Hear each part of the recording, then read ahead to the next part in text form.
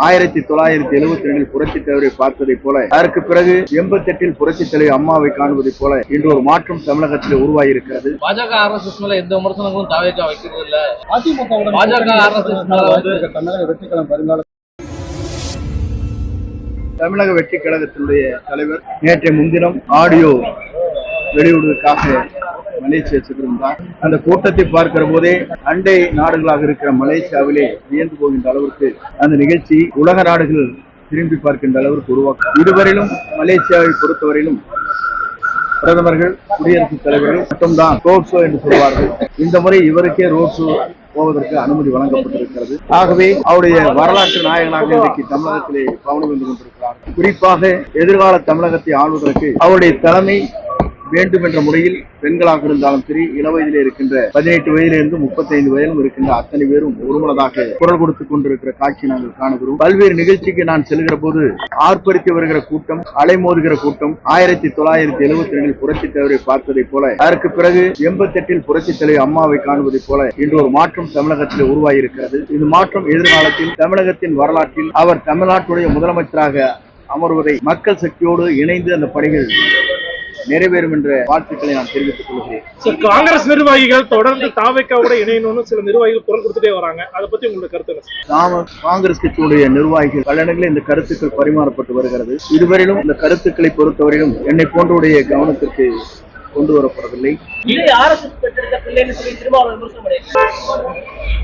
ஒவ்வொரு தலைவரும் ஒவ்வொரு கருத்துக்களை சொல்லுகிறார்கள். அப்படி என்றால் நாங்கள் சொல்ல வேண்டும் என்று சொன்னால், இலங்கை தமிழருக்கு குரல் கொடுத்த சீமான் அங்கே விருந்து கொண்டு விட்டு பரிசு பொருளை வாங்கி வந்த காலம் இருக்கிறது. காங்கிரஸ் நிர்வாகிகளோட கருத்து உங்களுடைய கவனத்துக்கு வந்தா என்ன முடிவு எடுப்பீங்க சார்? இன்னும் கவனத்திற்கு வரவில்லை. கவனத்திற்கு வந்தால்தான் அதற்கு பதிலளிக்க முடியும். இலங்கை மீனவர்கள் இந்த ராமேஸ்வரம் மீனவர்களை பிடிச்சிட்டு போயிடுறாங்க இலங்கை கடற்படைகளுக்கு. அதனால தமிழக வெற்றி கழகம் குரல் கொடுக்கல அப்படிங்கிற பொதுவாக ஒரு புதிய இயக்கம் துவங்கி இருக்கிறது. ஒரு வரலாறு படைக்கிற இயக்கம். எதை வேண்டுமானாலும் மக்கள் கோரிக்கை வைக்கின்ற போது அந்த கோரிக்கை ஏற்ப எப்படி நாம் நிறைவேற்ற வேண்டும் என்பதை ஆய்ந்து அந்த பணிகளை மேற்கொள்ள வேண்டியிருக்கிறது.